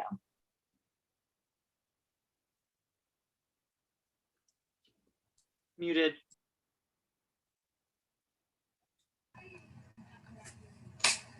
Hello, Revengers. Matt here. If you don't know me, I am the lead developer of Sweet Orange Revenge. I am hopping on here to thank all of you for your amazing support and donations. In the last 6 months, there have been dramatic improvements from gameplay features to visuals and artwork to original music, bringing us even closer to my original vision for this video game. This is all thanks to you. Thank you for believing in me and in this project. I am literally all on my own with this, and you guys have taken me in, treating me like your family and make this game what it is. I mean, my own family doesn't even. He cuts and picks up again. He'll edit that out later. I am so grateful. Below are some still images of the improved artwork and graphics. There's also a sample of the original theme song linked at the bottom of this post. I'll be launching the first Kickstarter of this year in the next 24 hours. I am looking forward to what this new year will bring us. Unfortunately, you might not get an update from me for a week, or I have some personal business that will take me away. But I'll be back soon. That's all for now. Remember, revenge is sweet. He cuts the camera. He opens his laptop and begins to upload the footage when he gets a text. Hey, it's Liz. Derek gave me your number. I hope this isn't too weird. He said that you like Star Wars, maybe even more than I like Star Wars. So, would you like to see the new one with me?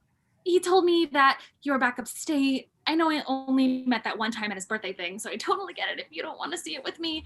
I just don't have anyone to go with, and I can tell that the force is strong between us. So I thought I'd give this a try. Oh my gosh, okay. Now that I've embarrassed myself, I'll go. Okay, bye. Text me or don't. Okay, bye. He texts back. Hey, Liz. I'd love to go with you. How is your Friday night? And remember, do or do not. There is no try. He sends it. Notification bells are going off. They text for a bit. Lights fade. Act 2, Scene 2. Lights up. Same apartment in Buffalo, New York, 10 years earlier. Francis and Megan are moving into their new place. Hey, did you see the box I've been looking for? The one with the big X on it? I marked it clearly. Big black Sharpie X. I could have sworn I brought it with me. Fuck. Megan is coming back in through the open door, carrying the exact box Francis is looking for. She's wearing headphones and is unloading and organizing in the chaos of boxes and luggage. Megan. No response. Frances comes in, annoyed, and just stands waiting for Megan to notice her. Finally noticing. Oh, I've been talking to you for like 5 minutes. Oh, sorry. What? Like yelling, actually.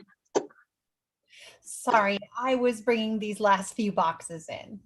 Did you see that box that I had? It was marked with a big X. This one? Yeah, I just brought it in. Megan leans down to hand it over to Frances. Frances swoops in and grabs it first. No, I got it. It's fine. Hey, did you stop by your dad's last night? I forgot to ask you. You came in so late. What does that mean? I came in so... Exactly what I said. You were still gone when I fell asleep. So I just thought that maybe you went to speak to your dad or something. You know, prepare him. He doesn't need preparing, Frank. I don't think he needs a briefing on who I'm seeing. He knows you. Seeing? We're common law. It's a little more than chick at the bar. I mean, you know what I meant. I mean, sorry. No, it's just after all these years, you know, I wouldn't expect seeing to just roll off the tongue like that. Frank, I'm sorry. Whatever. I just want him to be on his best behavior. Will Francis, he loves you. No, he loves you. It's okay. I'm not here for him. I'm here for you, right? Right. I mean, I moved here even though your father hates me. Hey. Sorry. Look, I can go right now. I'll put on my sneakers and Prefontaine won't know what hit him. Like, that's how fast I'll be. And I'll talk to my dad and tell him what's what, if that's what you want. Oh, it's fine. The movers are supposed to be here in a minute. Just say. You know, I just want you to be comfortable, right? I know you moved up here for me. Oh, hey, remember when we bought this couch? Remember why we bought this couch? I never forget. Megan gets closer to Frances and goes to kiss her on her neck. Frances tenses for a minute. She does not want to be harsh, but gently removes herself. Frances is frazzled. I'm gonna go finish unpacking the bedroom. Just yell for me when they get here. She forgets to take the box. Megan puts her headphones back on and continues unloading boxes. She takes a moment and then sees the box Frances left. Curious, she snoops about and opens the lid. Her face goes from curious to angry to upset. She reaches inside and pulls out a stack of what looks to be letters. Frances re-enters. Hey, so if you weren't at your dad's, then where were you last night? Frances sees what Megan is holding. There is a knock on the door. The movers. Lights shift. Act 2, Scene 3. Present day. Same apartment.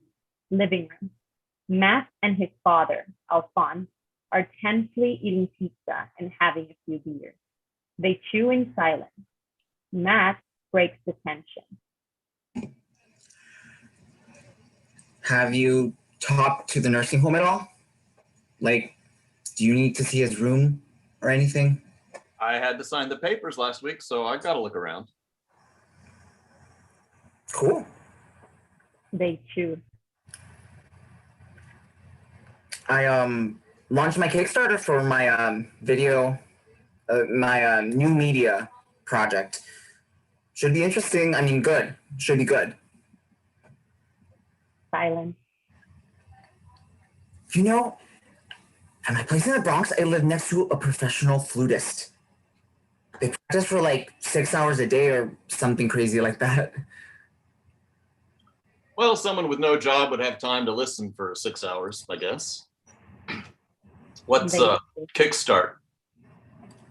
Kickstarter, it's crowdfunding, like fundraising, so I can launch my, you know, my game. So you're asking people for money? Well, they invest, Dad. It's not free. They expect a high quality product. I'm really excited about it, actually. You need to make sure you're free tomorrow. I need you at the house. We have to go through boxes, see what to donate, whatnot. Day 2. I had plans. What could you possibly have planned? I just came back. I'm not new in town. I still know people. Just be at the house. We have to have it cleared out by the end of the month.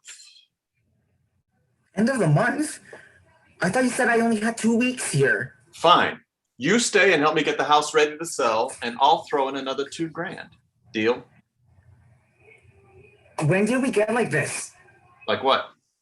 Like you and your dad. Day 2. First thing we gotta look for when we get to the house are his papers. He's asking to see them. Why? Proof, I guess. Proof of what?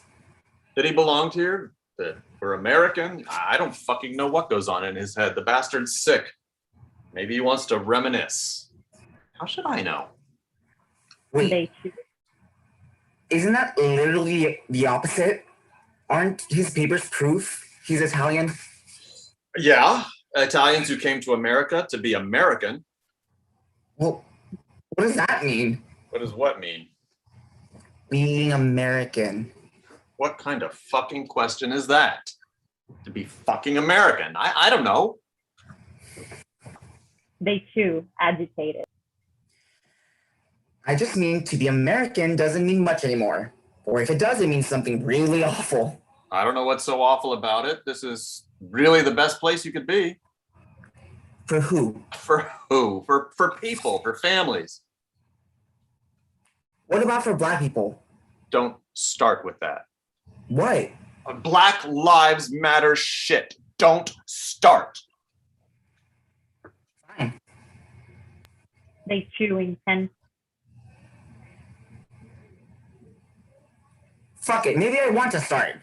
What's your problem with Black Lives Matter? Watch your language under my roof. Who do you think I am? Your buddy? No. A hypocrite? Maybe. But my buddy, no. How's that? What? How am I a hypocrite? Dad, you were literally saying fuck like 2 minutes ago. Day 2. Theme rise. All I am saying is I'm sick of hearing it. My life matters too. Italians were lynched too, so we all got problems from hundreds of years ago. That's all I'm saying. Hey, so you can empathize then. I don't empathize with people who don't help themselves getting jobs because they're Black when I'm more qualified. Well, I'm not sure that's exactly. I mean, there are diversity clauses because if we didn't have them, everything would inherently and systematically swing in favor of white people. Based on what? Experience. My eyes. I don't know. Literally everything I look at makes that statement true. I know you don't understand. You haven't actually worked in a while, but it's not that way now. What it should be is hard work. You work hard. You get the job. Case closed. Look, I don't care who you are or where you are from. You want to be in this country, you have to work for it.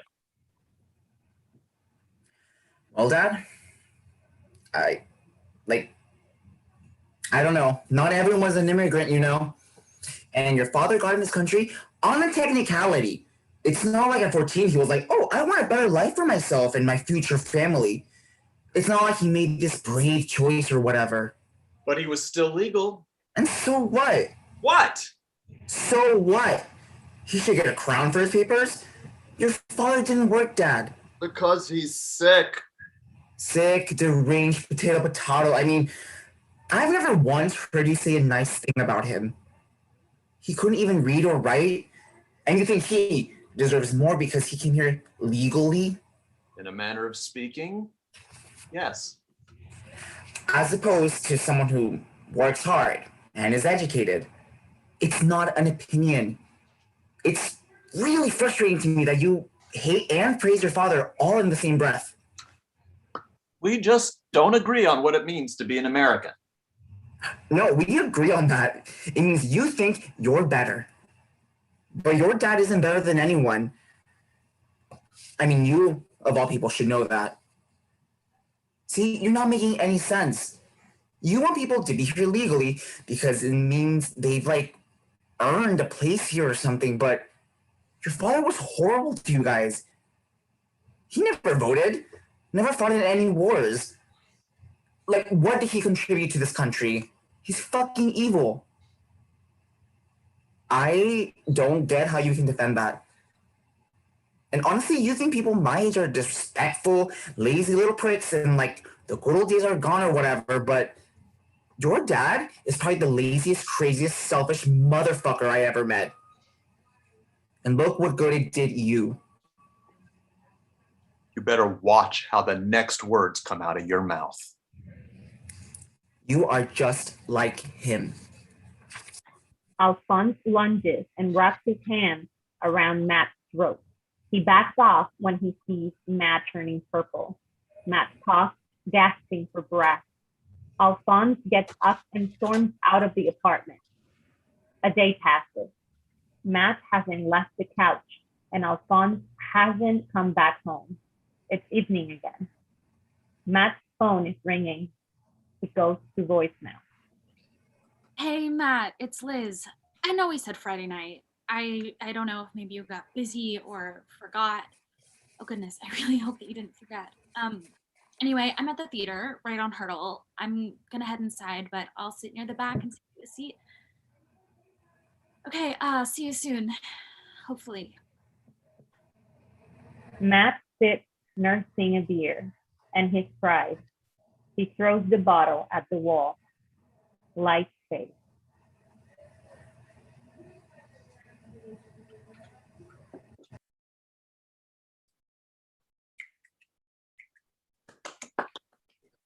Yay! Great, fabulous. That was great, Al. The intensity and the subject matter and the lots fabulous work and fabulous work from the actors and all the actors tonight. You all. This has been wonderful. As we say every week, volume 140 is officially closed.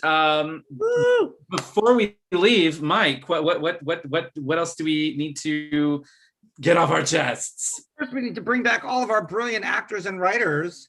Well, that goes without saying, I think, obviously. Everyone take a bow, take a bow.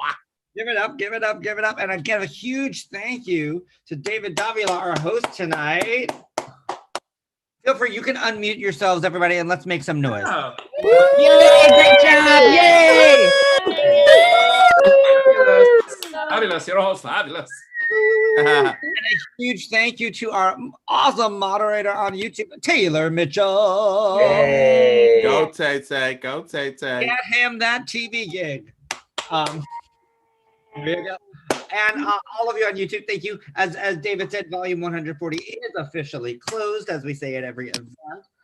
If you want to sign up to participate in volume 141, which will be May 10th, the following writers will be present. Some of them are actually in the room. We got Bug Johnson will be bringing in work. David Davila will be bringing in some work. Eric Mead will be bringing in some work. Gabby Wagner will be bringing in some work. Jose Manuel Perea will be bringing in some work. Kit Goldstein Grant will be bringing in. So we have those writers. Thank you guys so much for coming out. Other things to think about, and just to put a little bug in your ear, for the month of May, we have some fun, exciting events coming up. We have our first Reads Festival, which will be happening on the 21st and the 22nd of May. Also, we are in the works of putting together our first artists teaching artists of the year, and the topic will be a sketch comedy writing. So be on the lookout for that, and that will be probably towards the end of May. So be on the lookout to sign up for that. We have one of our amazing, the big announcement will be coming soon, but I figured I'd put a little plant a seed, as they say. And again, a huge thank you to these brilliant artists. Give it up for all of them tonight. What we it's we know things are crazy with this. Are we back to being real or what? You guys are always real and amazing no matter whether you're on Zoom or you're in person, and we are thrilled always to have you guys at the Playground Experiment. You don't have to be here at every event, you don't have to come to everything, but no, you always have a home with us at the Playground Experiment. So please come back again and again and again. And let's say goodbye to all our YouTube friends and family out there. Bye everybody. Goodbye, YouTube friends. YouTube friends.